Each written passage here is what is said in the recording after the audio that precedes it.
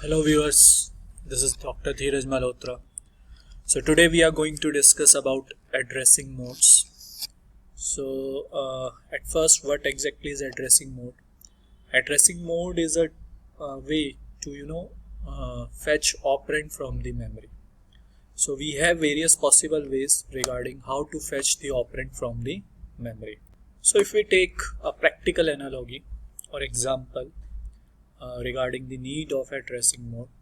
See, for instance, if you wish to pay, uh, you know, if you wish to pay something to someone, then you have various possible ways.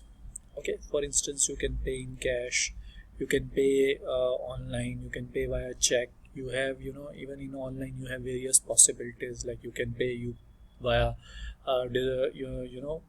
digital wallets, or you can do NEFT, RTGS, IMPS. So there are multiple ways.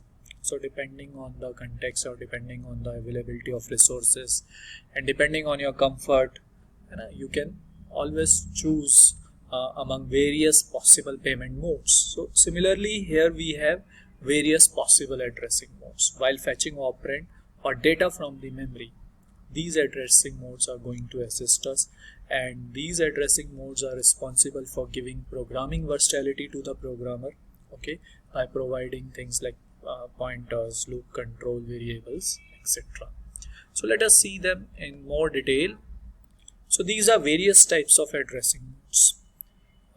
Number first is implicit addressing mode. So here in implicit addressing mode, we actually don't have any address within the instruction.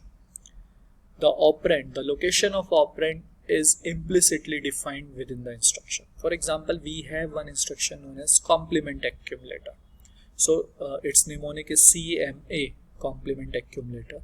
So here we don't have any address field because it's implicitly defined that we will find operand within the accumulator and we have to complement it.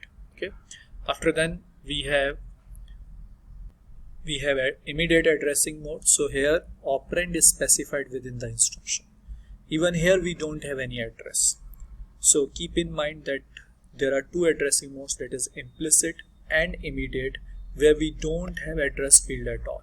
Okay. So in immediate addressing mode, operand is specified within the instruction. It is explicitly defined within the instruction, not implicitly. Okay. Just like we saw in the previous addressing mode. Okay. Then we have direct addressing mode. Here in direct addressing mode, we have an address within the instruction that in turn will point to a location within the memory where we will find the operand. So the effective address is specified within the instruction. Here effective address means the final address of operand. So that effective address is there in the instruction only, and we just need to go to that location and we will find the operand which is to be operated on via this instruction. After then we have indirect addressing. Here in indirect addressing, as the name is depicting, we don't have effective address within the instruction. Instead we have some address that will point to the effective address. So here we get the address A within the instruction, and by using A we will reach this particular location in the memory, and then we will find one more address that is the effective address, and that at that effective address we will find the operand. So it's quite similar to a situation, for instance, you want to talk to your one of your friend, but you don't have his phone number. So but you have phone number of his or father. Okay, so you first called his or father, and then you requested him that kindly give me phone number of my friend, and then you talk to him. So this is called indirect addressing. Then we have register direct addressing. It is quite similar to direct addressing mode. The only difference is that here we are not specifying the address of memory location. Rather we are specifying one of the register within the register set of the memory. So normally we have general purpose register like R1, R2, R3, R4. So their reference may be specified here, and then we will address to that particular register within the register set of system, and after then we will get the operand. After then we have register indirect addressing mode. Here in register indirect addressing mode, It's quite similar to indirect addressing mode. The reference given within the instruction is used to find the effective address, and then after referring to that effective address, we will get the operand. So effective address is not here. Here we first need to go to register that is specified within the instruction, and within that register we will find the effective address to fetch the operand. So this is called register indirect addressing. After then we have displacement addressing mode. In displacement addressing mode, one address is specified within the instruction, as well as register reference is given within the instruction.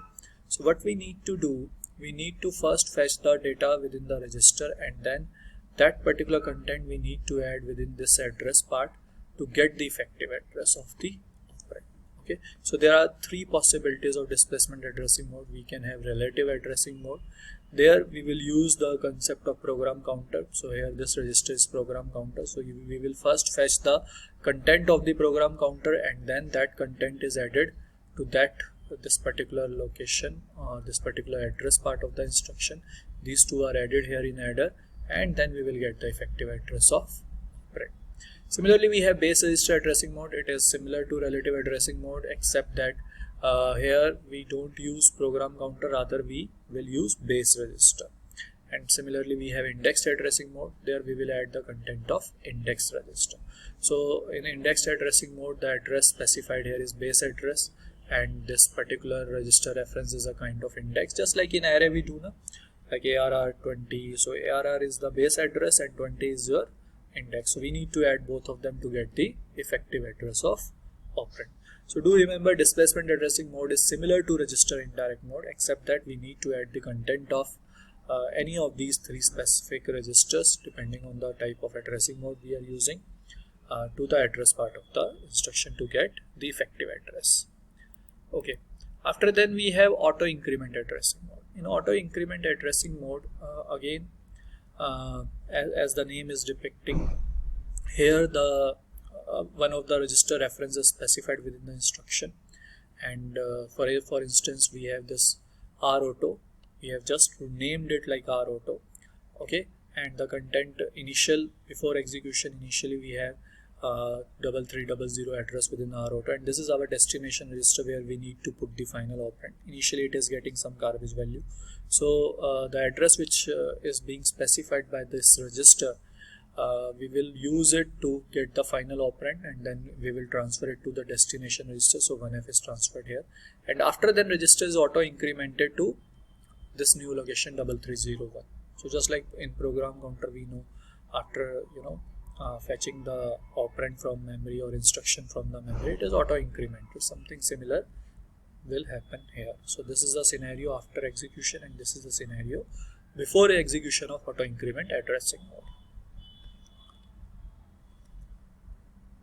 And also we have auto decrement addressing mode. In auto decrement addressing mode, again it is similar to register indirect addressing mode.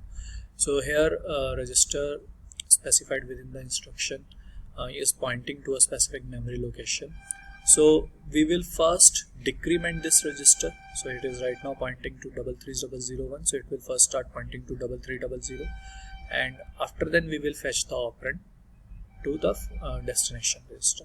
So it will work just like something similar to prefix mode. So it is first decremented and after then operand is transferred. However, in auto increment we saw that we first fetch the operand and then we will increment the register. So here we first decrement the register and then we will transfer the operand.